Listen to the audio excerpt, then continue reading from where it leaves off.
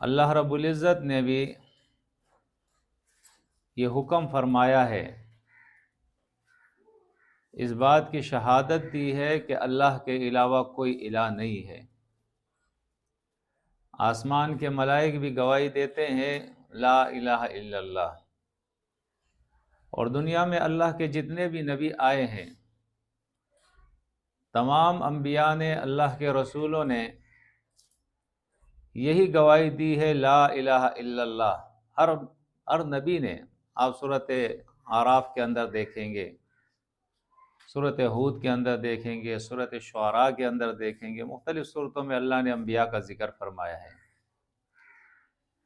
کہ ہر نبی اپنے قوم کے پاس آتا ہے تو یہی کہتا ہے یا قوم اعبدوا اللہ ما لکم من الہ غیرہ، لوگو تم سب کے سب ایک اللہ کے غلام بن جاؤ، اور اس کے علاوہ کوئی الہ نہیں ہے۔ ہر نبی نے یہ دعوت دی ہے۔ اب یہ لا الہ الا اللہ ایک ایسا کلمہ ہے کہ آپ دیکھیں ہم سب، چاہے وہ کسی فرقے سے بھی تعلق رکھتا ہو، اس کا کوئی بھی عقیدہ ہو، لیکن وہ لا الہ الا اللہ محمد رسول اللہ پڑھے گا، کلمہ وہ پڑھے گا، اور ساتھ میں اس بات کا بھی اقرار کرے گا کہ یہ پوری کائنات اللہ کی ہے، اس کا خالق اللہ ہے۔ اللہ کے ساتھ کسی کو شریک کرنا یہ سب سے بڑا جرم ہے۔ سب لوگ کہتے ہیں یا نہیں کہتے؟ ہر آدمی یہ کہتا ہے، شرک کی معافی نہیں ہے۔ اللہ ایک ہے، وہ وحدہ لا شریک ہے، یہ سب مانتے ہیں، لیکن یہ اس قوم کی بدنصیبی ہے کہ اپنے مفادات کے لیے اس اسلام کو، جو دین توحید ہے، جو سب سے پہلے ہمیں اس بات کی تعلیم دیتا ہے کہ اللہ کے علاوہ کوئی الہ نہیں ہے، هو الذی فی السماء الہ وفی الارض الہ، آسمانوں کے اندر بھی وہی ایک اللہ الہ ہے، اور زمین پر بھی وہی الہ ہے۔ لا الہ الا ہو، اس اللہ کے علاوہ کوئی دوسرا الہ نہیں ہے۔ وما من الہ الا اللہ، اللہ کے علاوہ کوئی الہ نہیں۔ قرآن اس مضمون سے بھرا ہوا ہے، ان آیات سے بھرا ہوا ہے کہ اللہ کے علاوہ کوئی الہ نہیں ہے، لیکن مفادات کے خاطر اس اسلام کو، اس دین اسلام کو، جو ایک جماعت تھی دنیا کے اندر، انبیاء آیا کرتے تھے، اور اس جماعت، اس اسلام کے راہبر اور رہنما وہی انبیاء ہوا کرتے تھے۔ حدیث میں آتا ہے تسوسہم الانبیاء،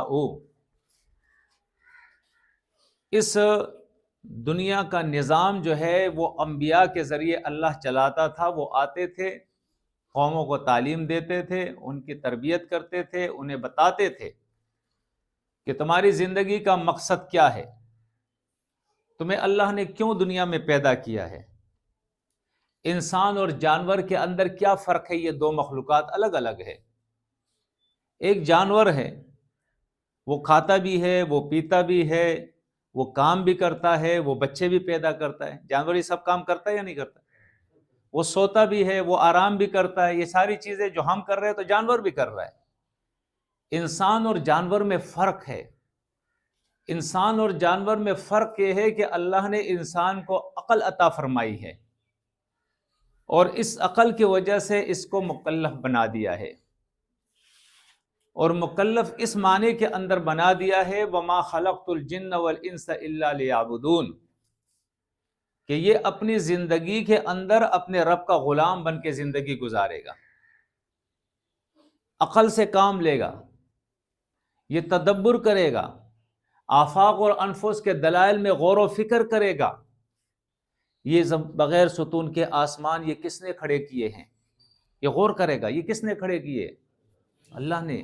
یہ زمین کس نے بچھائی ہے، یہ ہوائیں کون چلا رہا ہے، یہ دن اور رات کون لا رہا ہے، یہ سایہ اور دھوپ کون لا رہا ہے، یہ سورج چاند ستارے یہ کس نے بنائے ہیں، یہ بارشیں کون برساتا ہے، یہ ہمارے باغات کون اگا رہا ہے، یہ ہمارے کھیتوں میں فصلیں کون ہمیں دے رہا ہے؟ یہ انسان غور و فکر کرتا ہے. جب یہ غور و فکر کرتا ہے اور اس نتیجے پہ پہنچتا ہے کہ یہ کائنات جب انسان نہیں تھا، یہ دنیا کی کوئی چیز بھی نہیں تھی.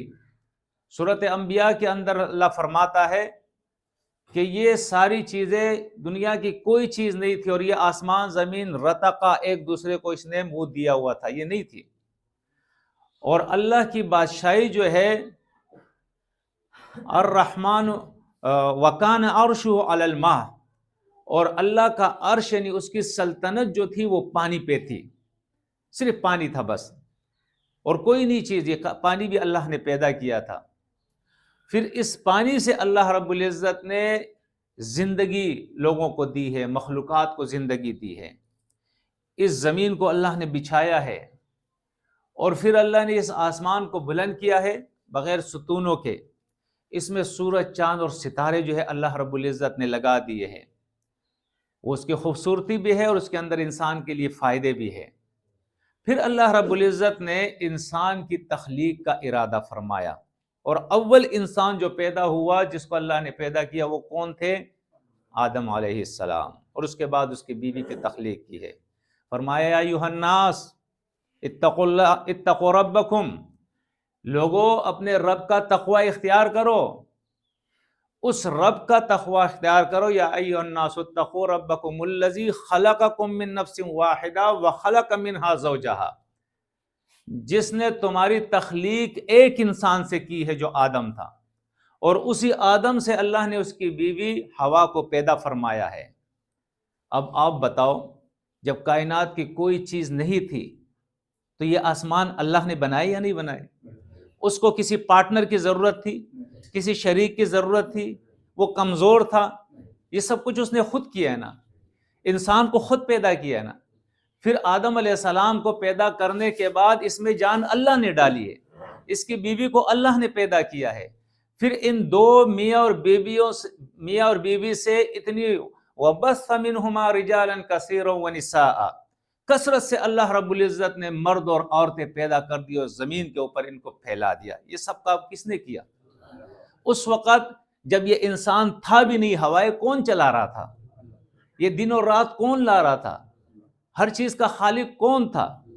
تو اب کیا ہو گیا کہ دنیا میں جو اتنی یعنی اربوں کھربوں سال اس کو ہو گئے کہ یہ دنیا کو اللہ نے وجود دیا ہے، اور اربوں کھربوں انسانوں کو اللہ رب العزت نے پیدا فرما دیا ہے. اس کے بعد اب ہم کہیں کہ مشکل کشا علی ہے، داتا لاہور والا ہے، غریب نواز جو ہے وہ اجمیر والا ہے، غوث اعظم جو ہے وہ بغداد والا ہے، غوث اعظم. آیا یہ عقیدے صحیح ہے؟ جب یہ بغداد والا پیدا نہیں ہوا تھا تو غوث اعظم کون تھا؟ جب لاہور والا پیدا ہی نہیں ہوا تھا تو اس وقت داتا کون تھا؟ اور جب غریب نواز جس کو کہتے ہیں اجمیر والا وہ پیدا نہیں ہوا تھا تو اس وقت غریب نواز کون تھا؟ اللہ تھا نا. تو اب بھی اللہ ہی ہے. یا ایھا الناس انتم الفقراء الی اللہ واللہ الغنی الحمید، لوگو تم سب کے سب اللہ کے در کے فقیر ہو. ہم کس کے فقیر ہیں؟ فقیر ہے ہم، لیکن کسی پیر کے فقیر نہیں ہے، کسی قبر والے کے فقیر نہیں ہے، کسی مرشد کے فقیر نہیں ہے. ہم کس کے فقیر ہیں؟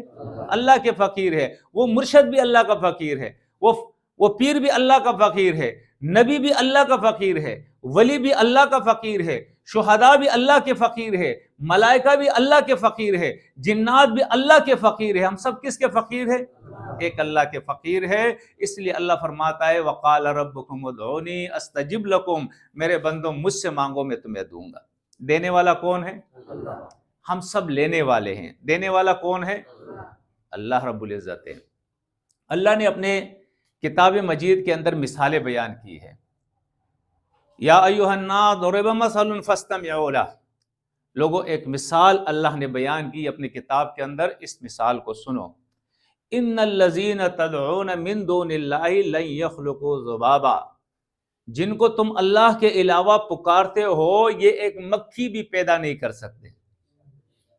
آج تو ہم جاتے ہیں نا وہاں سے اولاد مانگنے کے لیے، بابا شاہ جمال پتر دے دے رتھا لال، مانگتے یا نہیں مانگتے؟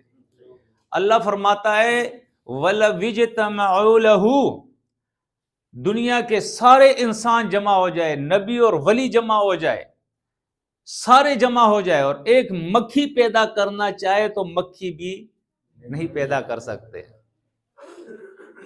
قرآن مجید کے اندر اللہ اپنی تخلیق کا ذکر کرتا ہے سورۃ لقمان کے اندر، اور اس کے بعد اللہ فرماتا ہے ھذا خلق اللہ، یہ دیکھو زمین پہ دیکھو، ہواؤں میں دیکھو، آسمان پہ دیکھو، دائیں بائیں دیکھو، آگے پیچھے دیکھو، جتنی مخلوق تمہیں نظر آ رہی ہے یہ کس نے پیدا کی ہے؟ ھذا خلق اللہ، یہ اللہ نے پیدا کی ہے۔ اللہ خالق کل شیء، ہر چیز کا خالق اللہ ہے۔ ارونی ماذا خلق الذین من دونہ، اب اللہ چیلنج کرتا ہے، بتاؤ اللہ کے علاوہ کسی نے کوئی چیز پیدا کی؟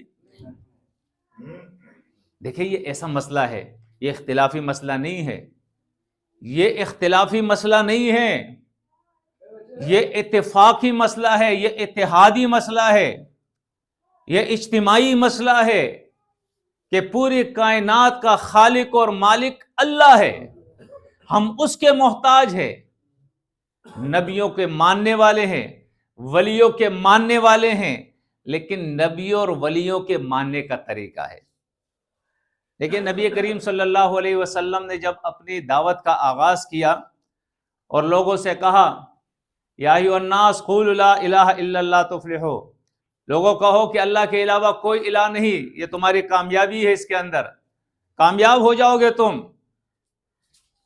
تو اس وقت کے جو لوگ تھے انہوں نے جب یہ بات سنی ہے تو انہوں نے کیا کہا؟ انہوں نے کہا کہ یہ محمد صلی اللہ علیہ وسلم جو دعوت دے رہے ہیں یہ تو کوئی عجیب سی دعوت ہے، ما سمعنا بہذا فی آبائنا الاولین، اپنے بڑوں سے ہم نے بات نہیں سنی ہے، ما سمعنا بہذا فی ملت الآخرہ، یہاں اور بھی جماعتیں ہیں، فرقے ہیں، کوئی ایسی بات نہیں کرتا ہے، یہ محمد ہی یہ بات کہتا ہے کہ اللہ کے علاوہ کوئی الہ نہیں ہے، لا الہ الا اللہ، الہ صرف ایک اللہ ہے۔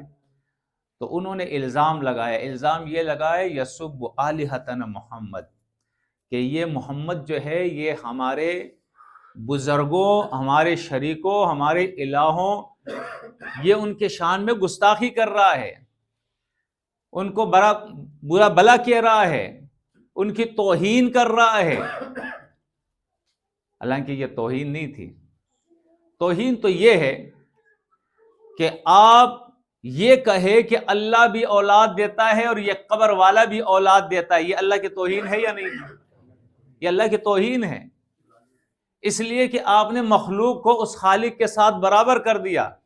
پوری کتاب آپ سے کہہ رہی ہے سبحانہ وتعالی عما یشرکون، لوگوں جو تم اللہ کے ساتھ شریک کر رہے ہو یہ نیچے زمین کی مخلوق ہے اور وہ سب سے اوپر ہے، وہ اعلیٰ ہے، کیوں یہ توہین کر رہے ہو اس کی شان میں کہ اس کی مخلوق کو تم اس کے ساتھ شریک کر رہے ہو؟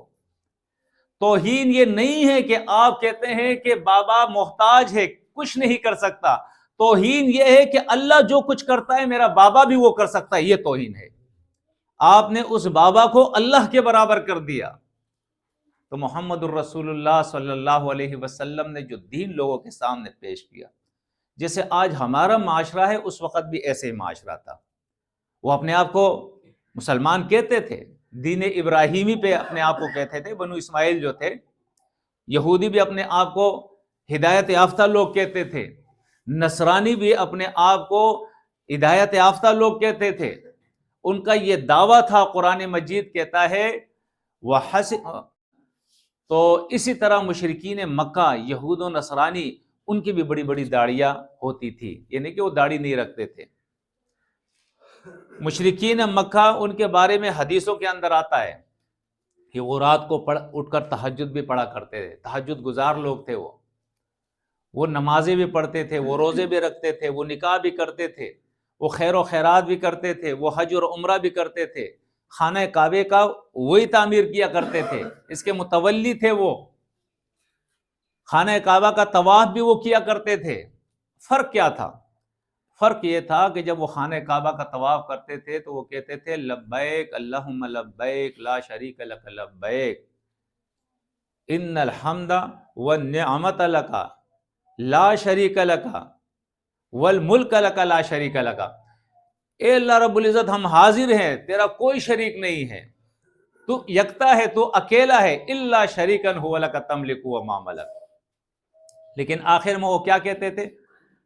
وہ یہ کہتے تھے کہ اے اللہ تیرے وہ شریک ہے جن کو تو نے شریک بنایا ہے۔ آج ہمارے یہاں بھی یہی کہتے کہ بھائی ہم اللہ کا شریک کو تو کسی کو نہیں مانتے، ہم تو یہ کہتے ہیں کہ اللہ نے خود جس کو شریک بنایا بس اسی کو مانتے ہیں، یہ اللہ نے ان کو اختیار دیا ہے، اس کو کہتے ہیں مشرک۔ سورۃ یوسف آیت 106 کے اندر اللہ فرماتا ہے وَمَا يُؤْمِنُ أَكْثَرُهُم بِاللَّهِ إِلَّا وَهُم مُشْرِكُونَ، ان کی اکثریت اللہ فرماتا ہے ایسی ہے جو اللہ پر ایمان رکھتی ہے، لا الہ الا اللہ پڑھتی ہے، لیکن اللہ کے ساتھ شرک کر کے یہ مشرک ہو جایا کرتی ہے۔ شرک کہتے کس کو؟ شرک اسی کو کہتے ہیں کہ آپ اللہ کو مانیں اور اللہ کے ساتھ ساتھ پھر دوسروں کو بھی تعویذ گلے میں لٹکایا ہے، اس سے بھی کام ہو جاتا ہے۔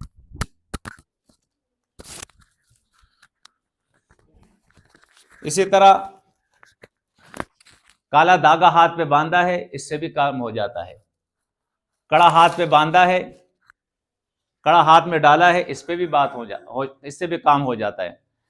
انگلی میں چھلے ڈالے، انگوٹیاں جس کے اندر نگینے لگے ہیں، یاقوت ہے، مرجان ہے، اس سے شادی ہوتی ہے، اس سے دولت آتی ہے، اس سے بھی کام ہو جاتا ہے۔ یہ نظر سے بھی نقصان پہنچ جاتا ہے، کسی نے کسی کو دیکھا اور بس اس کا مکان گر گیا، اس کا بچہ بیمار ہو گیا، نظر سے بھی کام ہوتا ہے، جادو سے بھی کام ہوتا ہے، کسی نے کسی پہ جادو کیا، اس کا بیڑا غرق کر دیا، اس کا کاروبار ختم کر دیا۔ یہ دموں کے اندر بھی ہوتا ہے اثر، تعویذ کے اندر بھی اثر ہوتا ہے، درگاہوں میں بھی ہوتا ہے، پیروں کے پاس بھی ہوتا ہے، مرشد کے پاس بھی اختیار ہے، نبی کے پاس بھی اختیار ہے، ولی کے پاس بھی اختیار ہے، جنات کے پاس بھی اختیار ہے۔ یعنی اللہ کو ماننے کے بعد کئی مخلوق کو اللہ کے ساتھ شریک ٹھہرا دیا ہے۔ اللہ بھی کرتا ہے اور یہ بھی کر سکتے ہیں، اسی کو کہتے ہیں شرک۔ آج ہماری یہ قوم کر رہی ہے یا نہیں کر رہی ہے؟ اور جو یہ شرک کرے، اپنے آپ کو وہ 1,00,000 مرتبہ کہے کہ میں مسلمان ہوں، دن میں 1,00,000 مرتبہ وہ کہے لا الہ الا اللہ محمد الرسول اللہ، وہ نمازیں پڑھے، وہ روزے رکھے، وہ حج ادا کرے، وہ خیر و خیرات کرے۔ قرآن کہتا ہے انما المشرکون نجس، یہ پلیت ہے شرک کرنے والا۔ یہ کون ہے؟ یہ پلیت ہے۔ اولئک حبطت اعمالہم، یہ جو بھی عمل کرتا ہے اللہ فرماتا ہے میرے بارگاہ میں قبول نہیں، یہ تباہ اور برباد ہے، میں قبول نہیں کروں گا۔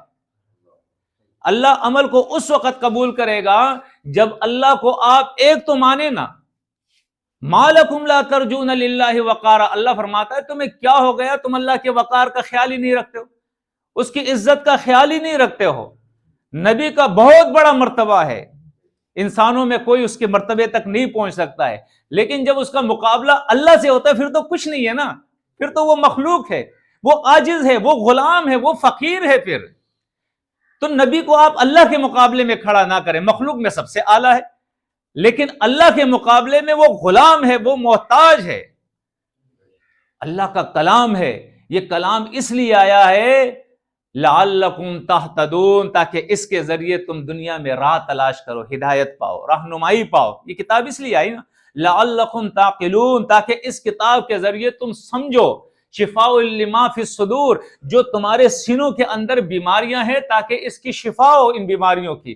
لیکن ہم نے کیا کیا؟ ہم نے قرآن نہ اٹھایا، نہ سیکھا، نہ سمجھا، نہ عمل کیا، نہ اس پہ عقیدہ بنایا۔ ہم نے کیا کیا؟ اس کا تعویذ بنا کے گلے میں لٹکا دیا، کسی کے پاس چلے گئے کہ بھائی اس کا دم کر دو۔ یہ سارے مشرکانہ طریقے ہیں، اسلام میں اس کی گنجائش نہیں ہے۔ قرآن عمل کی کتاب ہے، ہدایت کی کتاب ہے، فیصلوں کی کتاب ہے، یہ لٹکانے کی کتاب نہیں ہے۔ یہ وہ کتاب نہیں ہے کہ تم گلے میں لٹکا دو اور تیرا کام ہو جائے گا۔ قرآن مجید کے اندر اللہ بیان فرماتا ہے وَلَوْ أَنَّ قُرْآنًا سُيِّرَتْ بِهِ الْجِبَالُ أَوْ قُطِّعَتْ بِهِ الْأَرْضُ أَوْ كُلِّمَ بِهِ الْمَوْتَى، فرمایا بل للہ الامر جمیعا، قرآن مجید جو اللہ کی کتاب ہے، وَلَوْ أَنَّ قُرْآنًا، اس قرآن میں سورۃ الرعد کے اندر اللہ فرماتا ہے اللہ نے یہ اثر نہیں رکھا ہے کہ اس قرآن کے ذریعے جو ہے پہاڑ چل پڑے، آپ قرآن پڑھو تو پہاڑ دوڑنے لگے، نہ، او قطعت بہ الارض، یا تم قرآن کا تلاوت کرو اور اس کی وجہ سے زمین جو ہے وہ ٹکڑے ٹکڑے ہو جائے، شق ہو جائے، نہیں، او کلم بہ الموتى، یا اس قرآن کی تم تلاوت کرو تو مردہ جو ہے بات کرنے لگ جائے، نہیں، بل للہ الامر جمیعا، اختیار کس کے پاس ہے؟ اللہ کے پاس ہے۔ یہ تو کتاب ہدایت تھی، اللہ نے اس کے اندر یہ اثر نہیں رکھا کہ تیرے سر کا درد صحیح ہوگا، تیرے پیٹ کا درد صحیح ہوگا، تیرا جو ہے بخار چلا جائے گا، تیرا یرقان صحیح ہو جائے گا، تیرا جگر صحیح ہو جائے گا، تیرا دل صحیح ہو جائے گا، دل میں جو بیماریاں ہیں وہ صحیح ہو جائے گی۔ لیکن کب صحیح ہوگی؟ جب آپ قرآن کو تو پڑھو، قرآن کو تو سمجھو، قرآن پہ عمل تو کرو۔ آج ہمارا پورا معاشرہ کیا قرآن پہ عمل کر رہا ہے؟ قرآن سمجھ رہا ہے؟ اگر قرآن سمجھ رہا ہے اور قرآن پہ عمل کر رہا ہے تو یہ درگاہوں پہ کیوں جاتا ہے؟ یہ تعویذ کیوں لٹکاتا ہے؟ یہ یا رسول یا علی مدد کے نعرے کیوں لگاتا ہے؟ یہ چوریاں کیوں کرتا ہے؟ یہ ڈکیتیاں کیوں کرتا ہے؟ یہ ملاوٹ کیوں کر رہا ہے؟ یہ سود کیوں کر رہا ہے؟ یہ رشوت کیوں لے رہا ہے؟ یہ سارے گناہوں کے کام کیوں کر رہا ہے؟ اس وجہ سے کر رہا ہے کہ نہ یہ قرآن کو سمجھتا ہے، نہ قرآن پہ عمل کرتا ہے، ٹھیک ہے؟ صرف دعویٰ کرتا ہے کہ میں قرآن کو مانتا ہوں، قرآن سے محبت کرتا ہوں، محمد الرسول اللہ صلی اللہ علیہ وسلم کا نام لیتا ہے تو چومتا ہے انگلیاں، نام زبان سے لیتا ہے، سنتا کان سے ہے اور چومتا ہے اپنی انگلیاں، ٹھیک ہے نا؟ لیکن جب وہی محمد الرسول اللہ صلی اللہ علیہ وسلم اس کا طریقہ آتا ہے کہ بھائی یہ محمد صلی اللہ علیہ وسلم کا طریقہ ہے، اس کی سنت ہے، اس پہ عمل کرتا ہے؟ عمل کے لیے تیار نہیں۔ یہ کیسی محبت ہے؟ محبت یہ ہے، اللہ کے نبی نے فرمایا، حدیث میں آتا ہے، من احب سنتی، جس نے میرے طریقے سے سنت سے محبت کی، فرمایا یہ وہ شخص ہے جو مجھ سے محبت کرتا ہے اور یہ میرے ساتھ جنت میں ہوگا۔ من احب سنتی فقط احبنی ومن احبنی کان معی فی الجنہ، یہ شخص میرے ساتھ جنت میں ہوگا۔ اللہ کے نبی نے نہیں فرمایا کہ جو دعویٰ کرے گا کہ میں نبی کا ماننے والا ہوں، عاشق ہوں، وہ جنت میں جائے گا، نہیں۔ انگلیاں چومتا ہے وہ جنت میں جائے گا، نہیں۔ نبی سے محبت کرنے والا وہ ہے جو نبی کے طریقے پہ عمل کرتا ہے، ٹھیک ہے نا؟ تو یہ ماسٹر صاحب بھی محنت کر رہا ہے، ہم بھی آئے ہوئے ہیں آپ سے، آپ کو معلوم ہے یہ یہاں رہتا ہے، آپ کے اس بستی کا آدمی ہے، کبھی اس نے آپ سے یہ نہیں کہا ہوگا کہ مجھے ووٹ دو، کہا ہے آپ سے؟ نہ یہ کہا ہوگا کہ مجھے نوٹ دو۔ یہ دوسرے لوگ مانگتے ہیں، چندے مانگتے ہیں، ووٹ مانگتے ہیں، نوٹ مانگتے ہیں، وہ مفاد پرست لوگ ہوتے ہیں۔ ہمارا کام صرف ہے اللہ کا پیغام آپ تک پہنچا دینا، کہ بھائی رب کو اکیلا مانو، اس کے ساتھ کوئی شریک نہ کرو۔ اگر شریک کرو گے تو اللہ کے یہاں تمہاری پھر معافی نہیں ہوگی، تم 1000 مرتبہ کہو کہ ہم مسلمان ہیں، ایسے شخص کو قرآن نے مشرک کہا ہے اور ہمیشہ جہنم کے اندر پھر جلو گے۔ اپنی زندگیاں اس کے اندر قرآن اور سنت کی تعلیم لاؤ۔ ہم اپنے آپ کو مسلمان کہتے ہیں، مسلم کہتے ہیں، مسلم کے معنی ہوتے فرما بردار کے، ٹھیک ہے نا؟ تو فرما برداری ہمارے زندگی کے اندر آنی چاہیے۔ ہم جب بولتے ہیں تو ہم سچ بولے، جھوٹ نہ بولے، ٹھیک ہے نا؟ ہم جب تولتے ہیں تو وَوَزِنُوا بِالْقِسْطَاسِ الْمُسْتَقِيمِ، سیدھی ڈنڈی سے تولے، اس کے اندر ڈنڈی نہ مارے۔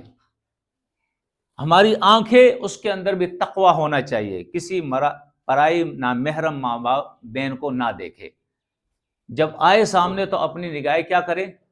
نیچے کر لے۔ یہ اسلام ہمیں سکھاتا ہے، ایمانداری اپنے اندر، تقوی اپنے اندر پیدا کرے، ٹھیک ہے نا؟ یہ ایک پیغام ہے جو آپ کے سامنے ہم لائے ہیں، ٹھیک ہے نا؟ اور آپ کو یہ دعوت دی جا رہی ہے۔ اب آپ میں سے ہر آدمی کا یہ کام ہے، دیکھیں اللہ کے نبی صلی اللہ علیہ وسلم کا یہ حکم ہے، حجۃ الوداع کے موقع پر اللہ کے نبی نے فرمایا فَلْيُبَلِّغُ الشَّاهِدُ الْغَائِبَ، ہر موجودہ جو میرے اس اجتماع کے اندر حاضر ہے اس کو چاہیے کہ میرا یہ پیغام سننے کے بعد جو غائبین ہے ان تک یہ دعوت پہنچائے، ٹھیک ہے نا؟ اب ہم آئے آپ کے سامنے، ہم نے یہ دعوت رکھی ہے، اب آپ کا کام کیا ہے؟ آپ کا کام ہے اس کے بعد آپ کوشش کریں گے، کوشش کر کے قرآن سیکھیں گے۔ کیا کریں گے؟ قرآن ترجمے کے ساتھ سیکھیں گے۔ میری بات، میرے مولوی کی بات، میرے حضرت کی بات نہیں، اللہ کی بات، اللہ کی کتاب سیکھیں گے ترجمے کے ساتھ۔ سیکھنے کے بعد سب سے پہلے آپ خود عمل کریں گے۔ خود کیا کریں گے؟ عمل کریں گے، کیونکہ اللہ نے منع کیا ہے کہ اے ایمان والو، یا ایھا الذین آمنوا لم تقولون ما لا تفعلون کبر مقتا عند اللہ ان تقولوا ما لا تفعلون۔ ایسی بات کیوں کہتے ہو کہ خود نہیں کرتے ہو؟ اور اللہ کے نزدیک بڑے غصے کی بات ہے کہ تم کہتے ہو اور کرتے نہیں ہو۔ تو سب سے پہلے تو تمہیں خود رب کی بات ماننی ہوگی، نبی کریم صلی اللہ علیہ وسلم کے اسوہ حسنہ پہ خود تمہیں عمل کرنا ہوگا، تقویٰ کی زندگی گزارنی ہوگی۔ ہم میں سے کسی کو پتہ نہیں ہے کہ ہماری موت کب آئے گی، ہمیں پتہ ہے کسی کو؟ ایک سیکنڈ کا بھی ہمیں بھروسہ نہیں ہے کہ ہم زندہ رہیں گے، کسی وقت میں بس کئی لوگ ہوتے ہیں باتیں کرتے کرتے وہ مر جاتے ہیں، ہوتا ہے یا نہیں؟ راستے پہ جاتے جاتے گر جاتے ہیں، مر جاتے ہیں۔ تو ہماری زندگی کا کب اینڈ ہوگا ہم میں سے کسی کو بھی پتہ نہیں ہے، کب اختتام ہوگا، کسی وقت بھی موت آ سکتی ہے۔ قرآن مجید ہمیں خبردار کرتا ہے، یا ایھا الذین آمنوا اتقوا اللہ حق تقاتہ ولا تموتن الا وانتم مسلمون۔ یہ قرآن کی وہ آیت ہے سورۃ آل عمران کی کہ اکثر خطبے جب اللہ کے نبی دیا کرتے تھے تو اس میں اس آیت کا ذکر کیا کرتے تھے۔ یہ اتنی اہم آیت ہے کہ ایمان والو اللہ کا پورا تقوی اختیار کرو۔ تقوی کا کیا مطلب ہے؟ عمر رضی اللہ تعالیٰ عنہ کعب ابن ابی رضی اللہ تعالیٰ عنہ سے، جو قاری قرآن ہے اور کاتب وحی ہے، ان سے کہتے ہیں کہ اے کعب ابن ابی، یہ بتاؤ کہ تقوی کیا ہے؟ تو اس نے کہا تقوی یہ ہے کہ جب آپ کسی راستے پہ جاتے اور وہ راستہ تنگ ہوتا ہے اور وہاں جھاڑیوں والی بوٹیاں درخت ہوتے ہیں جس کے اندر کانٹے لگے ہوتے ہیں، تو اس تنگ راستے سے تم کیسے گزرو گے؟ تو اس نے اپنے کپڑے سمیٹے کہ اس طرح اپنے کپڑے سمیٹ کے میں گزروں گا تاکہ وہ جھاڑیوں کے کانٹے میرے کپڑے میں الجھ نہ جائے، لگ نہ جائے، ورنہ میرے کپڑے پھٹ جائیں گے، میں پھنس جاؤں گا۔ اس لیے اپنے آپ کو اس سے بچا کے بس بولا تقوی یہی ہے۔ اس دنیا کے اندر دو چیزیں ہیں، ایک حلال ہے اور دوسرا حرام ہے۔ حلال استعمال کرو، حرام سے اپنے آپ کو بچاؤ، یہ تقوی ہے۔ ایک سچ ہے اور ایک جھوٹ ہے، جھوٹ سے نفرت کرو اور ہمیشہ سچ بولو، یہ تقوی ہے۔ ایک توحید ہے اور ایک شرک ہے، شرک سے اپنے آپ کو بچاؤ اور توحید اختیار کرو، یہ تقوی ہے، ٹھیک ہے نا؟ ایک ظلم ہے اور ایک عدل ہے، انصاف ہے۔ ہمیشہ ظلم سے اپنے آپ کو بچاؤ اور عدل اور انصاف سے کام کرو، چاہے اپنے ذات کے ساتھ ہو، اپنی بیوی کے ساتھ ہو، اپنے بچوں کے ساتھ ہو، اپنے پڑوسیوں کے ساتھ ہو، اپنے بستی والوں کے ساتھ ہو، بچوں کے ساتھ ہو، بزرگوں کے ساتھ ہو۔ ہمیشہ ظلم سے اپنے آپ کو بچاؤ اور کیا کرو؟ عدل و انصاف سے کام لو، اس کو کہتے ہیں تقوی، ٹھیک ہے نا؟ ایک خالص چیز ہے، ایک ملاوٹ والی ہے۔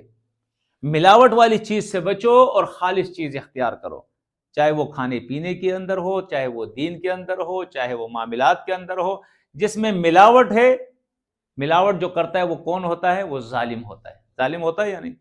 دودھ میں ملاوٹ، مسالے میں ملاوٹ، ہر چیز میں ملاوٹ، یہ کون ہے؟ یہ ظالم لوگ ہیں۔ تو ملاوٹ سے، چاہے وہ کسی طریقے کی ملاوٹ ہو، اس سے اپنے آپ کو بچاؤ، اس کو کیا کہتے ہیں؟ تقوی کہتے ہیں۔ تو تقوی اختیار کرو اور ایسا تقوی اختیار کرو حق تقاتہ، پورا پورا تقوی۔ کیونکہ ہمیشہ آپ یاد رکھیں، یہ ایک تاریخ ہمارے اسلام کی آ رہی ہے، تاریخ۔ اس تاریخ کے اندر دو قسم کے لوگ ہیں، یعنی ایک تو وہ ہے کہ کافر ہے اور مسلمان ہے، پھر مسلمان جو اپنے آپ کو کہتے ہیں، اس میں دو قسم کے لوگ ہیں۔ ایک وہ قسم کے لوگ ہیں جو کہتے ہیں نؤمن ببعض ونکفر ببعض، ہم بعض اللہ کے حکم مانتے ہیں اور بعض نہیں مانتے ہیں۔ ایسے لوگوں کے بارے میں اللہ رب العزت فرماتا ہے کہ دنیا کے اندر میں ان کو ذلیل کر کے رکھوں گا اور آخرت میں عذاب شدید میں داخل کروں گا۔ ایسے لوگوں کو کیا کروں گا؟ دنیا میں ذلیل کروں گا، جو کہتے ہیں نؤمن ببعض ونکفر ببعض، اور آخرت میں جو ہے ان کو شدید عذاب کے اندر میں لوٹا دوں گا۔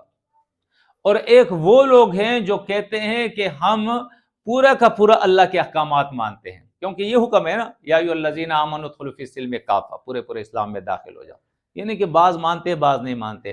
آج ہمارا جتنا بھی آپ دیکھیں نا اسلام، چاہے وہ 5 وقتہ نماز پڑھتا ہو، تہجد پڑھتا ہو، اس کی زندگی میں بھی آپ دیکھیں گے تو کچھ مانتا ہے اور کچھ نہیں مانتا ہے۔ تو یہ دو رخی جو ہے نا، یہ دو رنگی جو ہے نا، یہ ہمیں ختم کرنی ہے۔ یک رنگ ہونا ہے، صبغۃ اللہ ومن احسن من اللہ صبغۃ، یک رنگ، اللہ کے رنگ سے بہتر رنگ کچھ نہیں، کوئی کسی کا نہیں ہے۔ ایک رنگ اختیار کرے، ایک رنگ اختیار کرے، اور وہ رنگ یہ ہونا چاہیے کہ ہم اللہ کے فرما بردار ہیں، کوئی دیکھے یا نہ دیکھے۔ کیونکہ اکثر لوگوں کا اسلام یہ ہو رہا ہے کہ کوئی دیکھ رہا ہے تو اچھا کام کر رہا ہے، کوئی دیکھ رہا ہے تو برائی سے بچ رہا ہے، کوئی نہیں دیکھ رہا ہے تو گناہ بھی کر رہا ہے، کوئی نہیں دیکھ رہا ہے تو نیکی بھی نہیں کر رہا ہے۔ یہ اسلام نہیں ہے، یہ نفاق ہے۔ یہ کیا چیز ہے؟ یہ نفاق ہے۔ آپ کا اور میرا عقیدہ یہ ہے کہ اللہ رب العزت ہمیں رات کو جب ہم نے اپنے بستر میں ہوتے تھے اور اپنی رضائی اوڑھ لیتے ہیں تو رضائی کے اندر وہ ہمیں دیکھ رہا ہے یا نہیں؟ دیکھ رہا ہے نا۔ اندھیرے میں ہمیں دیکھتا ہے یا نہیں؟ کمرے کے اندر دیکھتا ہے یا نہیں؟ ہمارے دل کی بات جانتا ہے یا نہیں؟ ہماری آنکھوں کی خیانت جانتا ہے یا نہیں؟ اس سے تو ہم کوئی چیز نہیں چھپا سکتے نا۔ تو قیامت کے دن تو اس کے سامنے ہمیں پیش ہونا ہے، تو ہم گناہ اس وجہ سے نہ کریں کہ ہمارا رب ہمیں دیکھ رہا ہے، اور کل قیامت کے دن جو ہے میری گرفتاری ہو جائے گی، مجھے اللہ جہنم میں ڈال دے گا، اور نیکی اس لیے کرے کہ یہ اللہ کا حکم ہے اور اس کے نبی کا طریقہ ہے۔ قیامت کے دن اللہ رب العزت اس کا مجھے اجر دے گا اور جنت میں داخل کر دے گا۔ تو اس کے لیے کوشش کرو گے نا انشاءاللہ؟ تمام ساتھی اس کے لیے کوشش کریں۔ دیکھیں یہ ضروری نہیں ہے کہ آپ سے کوئی کہے، جب تک آپ کو پتہ نہیں تھا ٹھیک ہے، لیکن جب آپ کو شعور آ گیا تو شعور آنے کے بعد اب آپ کو خود کوشش کرنی ہے روزانہ۔ اگر آپ نے قرآن ناظرے سے نہیں پڑھا ہے تو ناظرے سے پڑھنا شروع کریں۔ یہ بڑی آسان کتاب ہے، آپ کوشش کرو گے والذین جاہدوا فینا لنہدینہم سبلنا۔ اللہ فرماتا ہے جو میری راہ میں کوشش کرتا ہے میں کیا کرتا ہوں؟ اس کو اپنے راستہ دکھاتا رہتا ہوں، اس کو چلاتا رہتا ہوں۔ وَإِنَّ اللَّهَ لَمَعَ الْمُحْسِنِينَ۔ انشاءاللہ آپ خود محسوس کرو گے تھوڑے ہی عرصے کے اندر آپ کو قرآن آ جائے گا۔ جب قرآن آ جائے گا پھر آپ ترجمے کے ساتھ قرآن سیکھنا شروع کریں۔ جب آپ سیکھنا شروع کریں گے تو شروع میں تھوڑی سی مشکل ہوگی، لیکن اس کے بعد آپ کو مزہ آئے گا، آپ کو مزہ آئے گا اور بالکل آسان ہو جائے گا۔ یہ بڑی آسان کتاب ہے، بس یہ آپ کے اوپر ہے کہ آپ اس کو سیکھتے ہیں یا نہیں، آپ کوشش کرتے ہیں یا نہیں، آپ غفلت کی زندگی گزارتے ہیں یا آپ کو آخرت کی فکر ہے۔ اگر آپ کو آخرت کی فکر ہے اور آپ کوشش کر رہے ہیں تو بیڑا پار ہے۔ اگر غفلت میں زندگی آپ نے گزاری تو آپ یقین کریں، آج تو ہم دنیا میں ہیں نا، ہمیں پتہ نہیں ہے، لیکن موت کے بعد ہمیں پتہ لگ جائے گا۔ قرآن کہتا ہے حتی اذا جاء احدهم الموت قال رب ارجعون۔ جب ان میں سے کسی کی موت آتی ہے نا تو پھر کہتا ہے اے رب مجھے دوبارہ دنیا میں لوٹا دے، لعلی اعمل صالحا فیما ترکت، تاکہ دنیا میں جا کے میں اپنے اعمال کی اصلاح کر لوں، تیرا حکم مانوں، تیرے نبی کا طریقہ مانوں۔ لیکن وہاں پھر جواب ہوگا کلا اولم نعمرکم ما یتذکر، تمہیں میں نے دنیا میں اتنی زندگی نہیں دی تھی؟ اگر تم تذکیر تم سمجھنا چاہتے، اپنا عقیدہ کی اصلاح، اپنے عمل کی اصلاح کرنا چاہتے تو تم کر لیتے، لیکن تم نے وہ کام نہیں کیا۔ کلا، اب تمہاری دنیا کے اندر واپسی نہیں ہے، یہ مہلت کی زندگی ہے، اس سے فائدہ اٹھاؤ۔ سورۃ الاعراف کے اندر اللہ فرماتا ہے وَلَقَدْ ذَرَأْنَا لِجَهَنَّمَ كَثِيرًا مِنَ الْجِنِّ وَالْإِنسِ لَهُمْ قُلُوبٌ لَا يَفْقَهُونَ بِهَا وَلَهُمْ أَعْيُنٌ لَا يُبْصِرُونَ بِهَا وَلَهُمْ آذَانٌ لَا يَسْمَعُونَ بِهَا أُولَٰئِكَ كَالْأَنْعَامِ بَلْ هُمْ أَضَلُّ وَأُولَٰئِكَ هُمُ الْغَافِلُونَ۔ اللہ فرماتا ہے میں نے ان کو آنکھیں دیے، دل دیا ہے، کان دیے، دیا یا نہیں دیا اللہ نے؟ لیکن دینے کے باوجود اللہ فرماتا ہے دل سے یہ سمجھنے کی کوشش نہیں کر رہے، آنکھوں سے دیکھنے کی کوشش نہیں کر رہے، کانوں سے سننے کی کوشش نہیں کر رہے، جانوروں کی طرح زندگی گزار رہے ہیں۔ انسان اور جانور میں تو یہی فرق ہے نا، یہ جانوروں کی، بلکہ جانور سے بھی زیادہ غافل ہے۔ اتنا غافل تو جانور بھی نہیں ہے جتنا یہ غافل ہے۔ وہ بھی اپنے مالک کو پہچانتا ہے یا نہیں پہچانتا ہے، لیکن یہ اپنے مالک کو نہیں پہچان رہا ہے۔ تو دیکھیں قیامت کے دن ہم یہ عذر تو نہیں پیش کر سکیں گے کہ اللہ ہمیں پتہ نہیں تھا۔ کیوں نہیں پتہ تھا؟ دل دیا تھا یا نہیں؟ ہاں دیا تھا۔ آنکھیں دی تھی یا نہیں؟ ہاں دیے تھے۔ کان دیے تھے یا نہیں؟ دیے تھے۔ تو بھائی اگر کسی کو قرآن کی آیتیں آ رہی تھی تو آپ کو کیوں نہیں آ رہی تھی؟ اگر کوئی اور سمجھ رہا تھا تو تم کیوں نہیں سمجھ رہے تھے؟ اگر کوئی اور عمل کر رہا تھا تو تم کیوں نہیں کر رہے تھے؟ اس کا مطلب ہے تم غافل تھے، تمہیں فکر نہیں تھی، اپنے رب کی بات تم نے نہیں مانی، اپنی آخرت کی تیاری تم نے نہیں کی۔ تو انشاءاللہ اپنی آخرت کی تیاری کرو گے نا، موت کا کچھ پتہ نہیں کہ کس وقت موت آئے۔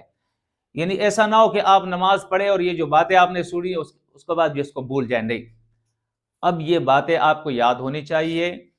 آپ کوشش کریں اس مسجد کے اندر ماسٹر صاحب سے رابطہ کریں یا کوئی اور اس سے، اگر ناظرہ نہیں قرآن کا پڑھا تو قرآن پڑھنا شروع کر دو، اگر ناظرہ پڑھ لیا ہے تو ترجمہ ہے وہ شروع کر لو۔ اب تو اتنی آسانی ہو گئی ہے، دیکھیں یہ موبائل ہے نا، اس کو ٹچ موبائل کہتے ہیں، ٹھیک ہے نا، اس ٹچ موبائل کے اندر آپ کو ہر چیز مل جائے گی، لیکن ہم کیا کرتے ہیں اس ٹچ موبائل کے اندر ہم صرف گمراہی کی طرف جاتے ہیں، اس میں ڈرامے دیکھتے ہیں، فلمیں دیکھتے ہیں، گیم کھیلتے ہیں، بے حیائی اور فحاشی دیکھتے ہیں، پتہ نہیں کیا سے کیا دیکھتے ہیں، یعنی اپنا جسم بھی تباہ کر دیتے ہیں، اپنا ذہن بھی تباہ کر دیتے ہیں، اپنے آپ کو گناہگار بھی کر دیتے ہیں، اپنا وقت بھی ضائع کرتے ہیں. کچھ فائدہ ہے اس کا؟ کچھ فائدہ نہیں ہے. اس موبائل سے آپ اگر آپ کے پاس ہے فائدہ اٹھائے. اس میں ترجمے ہیں قرآن کے، اس میں مختلف قاری ہے، اس میں تجوید سکھائی جاتی ہے، اس میں ناظرہ سکھایا جاتا ہے، اس میں تفسیریں موجود ہیں، اس میں حدیثوں کی کتابیں ہیں، اس میں دعائیں ہیں، اس میں اذکار ہے، اس میں تاریخ اسلام ہے. اس کے اندر ہر چیز موجود ہے. بس ایک بٹن دباؤ اور آپ کے سامنے وہ آ جائے گا. تو اس سے آپ یہ فائدہ اٹھائے، اپنے وقت کو قیمتی کرے، اپنے علم کو بڑھائے، اپنے تقوی کو بڑھائے، اپنے اعمال کی اصلاح کرے. اگر کوئی بھی آپ کا استاد نہیں تو یہ آپ اس سے بھی سیکھ سکتے ہیں. اب کئی میل جا کے جو ہے دور دور کسی سے سیکھنے کی بھی اب ضرورت نہیں ہے. آپ کے گھر میں آپ کے پاس ہے، بس بٹن دبائے اور آپ کے پاس آ جائے گا. اگر آپ کو پتہ نہیں، جو سیکھنے سمجھنے والا آدمی ہے اس کے پاس جائے، بھائی اس موبائل میں مجھے نکال کے دو، ناظر قرآن میں سیکھنا چاہتا ہوں، تجوید سیکھنا چاہتا ہوں، قرآن کا ترجمہ سیکھنا چاہتا ہوں، تفسیر دیکھنا چاہتا ہوں. ٹھیک ہے نا؟ تو انشاءاللہ جب آپ کوشش کرو گے تو آہستہ آہستہ یہ معاملہ آپ کے لیے کیا ہو جائے گا؟ آسان ہو جائے گا. تو تمام ساتھی کوشش کریں گے نا انشاءاللہ. اللہ رب العزت ہمیں اپنے دین کی خدمت کے لیے قبول فرمائے. اللہ رب العزت جو ہے وہ ہمیں توفیق دے کہ ہم اپنے آخرت کے لیے تیاری کریں، اپنی موت کے لیے تیاری کریں، اپنے رب کو راضی کرے. انسان کامیاب وہی ہے جو اپنے رب کو راضی کر لے، اور جس نے راضی نہیں کیا وہ پچھتائے گا. اقول قولی